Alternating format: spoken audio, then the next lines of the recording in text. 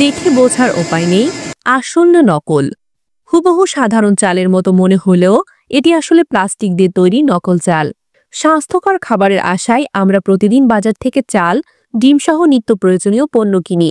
কিন্তু কখনো কি ভেবে দেখেছেন যে খাবার আমরা গ্রহণ করছি তা কি সত্যিই প্রাকৃতিক, নাকি কোনো ভয়ঙ্কর প্রতারণার শিকার হচ্ছি?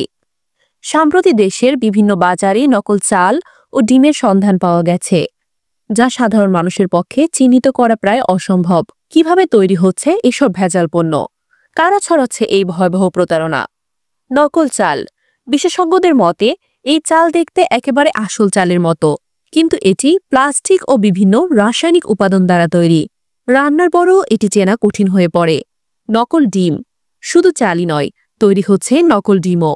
বিশেষ রাসায়নিক মিশিয়ে তৈরি করা হয় প্লাস্টিকের ডিম, যা স্বাস্থ্যের জন্য মারাত্মক ক্ষতিকর। কিছুদিন আগে গাইবান্ধার নতুন বাজারের একটি দোকান থেকে প্লাস্টিকের চাল উদ্ধার হওয়ার পর সামাজিক যোগাযোগ মাধ্যমে এটি নিয়ে তীব্র আলোচনা শুরু হয়। শুধু বাংলাদেশে নয়, বিশ্বের বিভিন্ন দেশেও এমন ভেজাল পণ্য তৈরির অভিযোগ পাওয়া গেছে। এমনকি আফ্রিকার কিছু দেশে প্লাস্টিকের চাল বিক্রির খবর ছড়িয়েছে। বলা হয় এই চাল রান্নার পর দলা পাকিয়ে গেলে তা প্লাস্টিক বা স্পঞ্জের বলের মতো লাফাতে পারে। বিশেষজ্ঞরা জানিয়েছেন, নকল চাল চেনার একটি সহজ উপায় হল সন্দেহজনক চাল পানিতে ফেললে এটি সাধারণ চালের তুলনায় উপরে ভাসবে। নকল ডিম সাধারণত বেশি চকচকে হয়, ফাটানোর পর কুসুম সহজেই আলাদা হয়ে যায়। সতর্ক থাকুন, সচেতন হন। নকল খাদ্যের হাত থেকে নিজেকে এবং পরিবারকে রক্ষা করুন। জনগণ টিভি, আনিকা হক দৃষ্টি, ঢাকা।